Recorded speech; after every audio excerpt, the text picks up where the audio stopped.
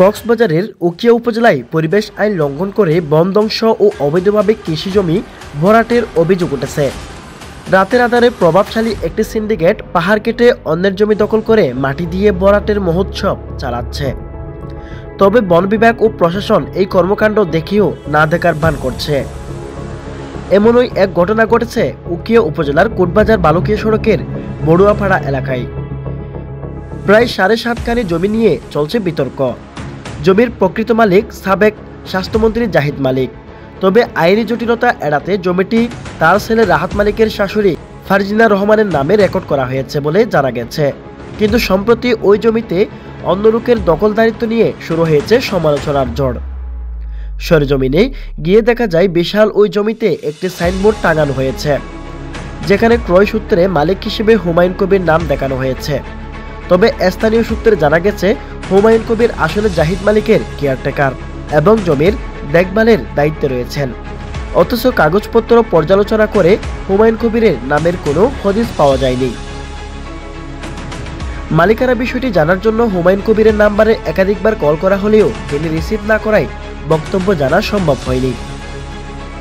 স্থানীয় বাসিন্দারা জানান, আমি জানি যে এই বাড়িটা এই জমিটা অচিন্ত বড়ুয়ার ঢাকা এক মন্ত্রীকে বিক্রি করছে শুনছি। এখন বর্তমানে মেরে খেয়ে পড়াচ্ছে, কারা পড়াচ্ছে এটা আমি জানি না।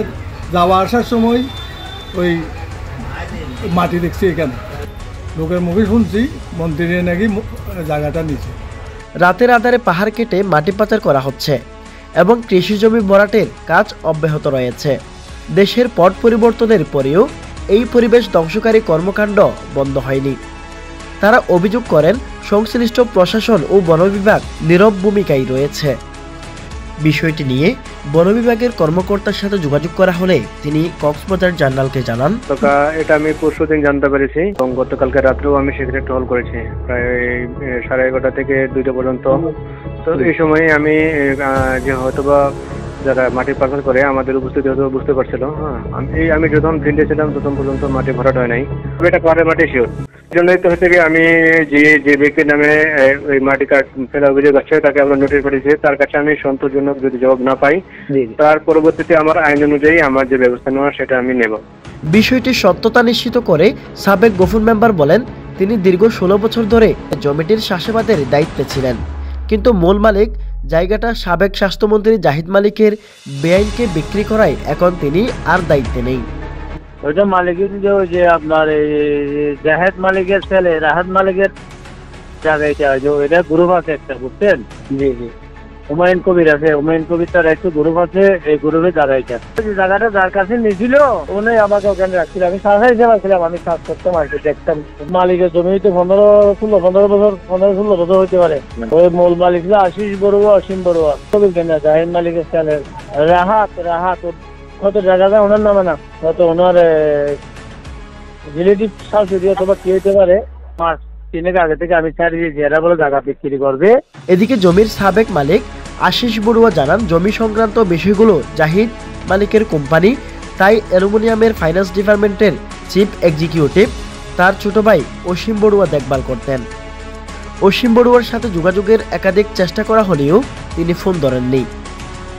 এই বিষয়ে উখিয়া রেঞ্জের সহকারী বন সংরক্ষক জানান, বিষয়টি তদন্তাধীন এবং আইনানুগ ব্যবস্থা নেওয়া হবে। তবে স্থানীয়রা প্রশ্ন তুলেছেন, তদন্তের নামে সময়ক্ষেপণ না করে দ্রুত ব্যবস্থা নেওয়া উচিত।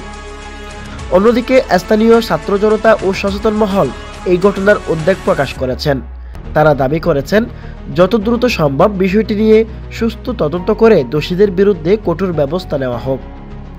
পরিবেশ ধ্বংস ও অবৈধ দখলদারিত্বের এই কর্মকাণ্ড বন্ধে প্রশাসনের জোরালো ভূমিকা কামনা করছেন তারা।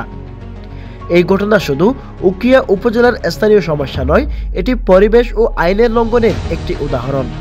প্রশাসন ও সংশ্লিষ্ট কর্তৃপক্ষের দ্রুত হস্তক্ষেপই পারে এই অবৈধ কর্মকাণ্ড বন্ধ করে পরিবেশ ও সম্পত্তির সুরক্ষা নিশ্চিত করতে।